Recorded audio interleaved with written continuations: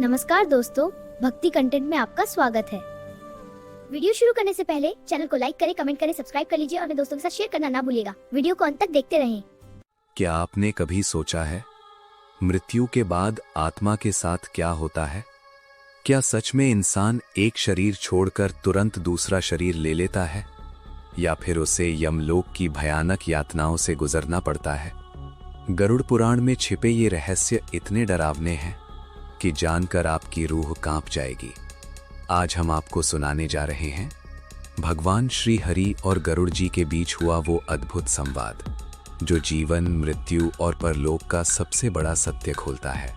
Video को अंत तक जरूर देखें, क्योंकि अंत में आपको मिलेगा एक ऐसा ज्ञान जो आपकी पूरी जिंदगी बदल सकता है। सबसे पहले भगवान श्री गणेश जी को नमस्कार है। ओम से युक्त भगवान वासुदेव श्री हरि को प्रणाम है। पुराण पढ़ने या सुनाने से पहले भगवान नारायण, श्रेष्ठ पुरुष नर और माता सरस्वती को प्रणाम करना चाहिए।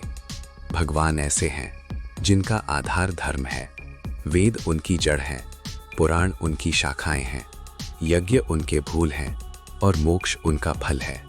ऐसे भगवान मधुसूदन रूपी कल्पवृक्ष को बार बार प्रणाम। एक बार नैमिषारण्य नाम के पवित्र स्थान पर शौनक आदि महान ऋषि मुनि बैठे हुए थे। उन्होंने श्री सूत जी से कहा, हे सूत जी, आप वेद व्यास जी की कृपा से सब कुछ जानते हैं, इसलिए हमारे संदेह दूर कीजिए। कुछ लोग कहते हैं कि जैसे जोक एक तिनके से दूसरे तिनके पर जाती है, वैसे ही जीव एक शरीर छोड़कर दूसरे शरीर में चला जाता है। लेकिन कुछ विद्वान कहते हैं कि मरने के बाद पहले यमराज की यातनाएं भोगनी पड़ती हैं, फिर नया शरीर मिलता है। इन दोनों में सच क्या है? कृपया हमें स्पष्ट बताइए। सूत जी बोले, हे महात्माओं, आपने बहुत अच्छा प्रश्न पूछा है। आप लोगों को स्वयं संदेह नहीं होता, बल्कि आप लोग कल्याण के लिए ये प्रश्न कर रहे हैं। अब मैं भगवान श्री कृष्ण और गरुड़ जी के संवाद के माध्यम से आपके संदेह दूर करूंगा। सबसे पहले मैं भगवान श्री कृष्ण को प्रणाम करता हूँ, जिनका आश्रय लेकर मनुष्य इस संसार रूपी समुद्र को आसानी से पार कर सकता है। सूत जी आगे बोले, हे मुनियों, एक बार गरुड़ जी के मन में पूरे ब्रह्मांड के सभी लोगों को देखने की इच्छा हुई। उन्होंने भगवान का नाम लेते हुए सभी लोगों की यात्रा शुरू की।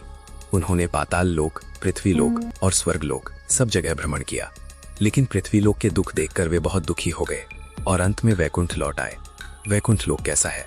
वहां ना तो रजोगुण है न तमोगुण, वहां केवल शुद्ध सत्वगुण है।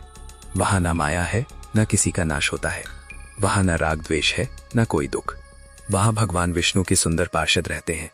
4 भुजाएं, पीले वस्त्र, गहने, मुकुट, कुंडल से सजे हुए, चारों ओर दिव्य विमान, अप्सराएं और अद्भुत प्रकाश है। माता लक्ष्मी स्वयं प्रसन्न होकर भगवान के चरणों की सेवा करती हैं। गरुड़ जी ने वहां देखा कि भगवान श्री हरि झूले पर विराजमान हैं। माता लक्ष्मी उनकी स्तुति कर रही हैं। भगवान के नेत्र कमल जैसे सुंदर थे, वे मुस्कुरा रहे थे। उन्हें देखकर गरुड़ जी का हृदय आनंद से भर गया। उनकी आंखों से प्रेम के आंसू बहने लगे। उन्होंने भगवान को प्रणाम किया। भगवान विष्णु ने पूछा, हे गरुड़, तुम इतने दिनों कहां-कहां घूम कर आए हो? गरुड़ जी बोले, प्रभु, आपकी कृपा से मैंने पूरे ब्रह्मांड का भ्रमण किया है।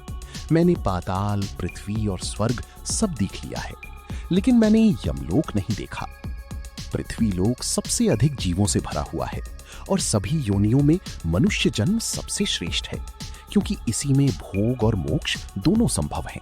देवता भी कहते हैं, जो लोग भारत भूमि में जन्म लेते हैं वे धन्य हैं। देवता भी स्वर्ग और मोक्ष पाने के लिए फिर से भारत में मनुष्य बनकर जन्म लेना चाहते हैं। इसके बाद गरुड़ जी ने भगवान से बहुत सारी गहरी प्रश्न पूछे। मृत्यु के बाद जीव के साथ क्या होता है? उसे जमीन पर क्यों लिटाया जाता है? उसके मुंह में वस्तुएं क्यों डाली जाती हैं? कुश क्यों बिछाई जाती है? पैर दक्षिण दिशा की ओर क्यों किए जाते हैं? मरते समय परिवार वाले पास क्यों खड़े रहते हैं? दान क्यों किया जाता है? गोदान का क्या महत्व है? लोग क्षमा क्यों मांगते हैं? जीव शरीर कैसे छोड़ता है? वो कहां जाता है? उसे नया शरीर कैसे मिलता है? अंतिम संस्कार क्यों किया जाता है? पिंडदान क्यों होता है? 10 दिन, 13 दिन, साल भर की क्रियाएं क्यों होती हैं? आत्मा शरीर से किस रास्ते निकलती है?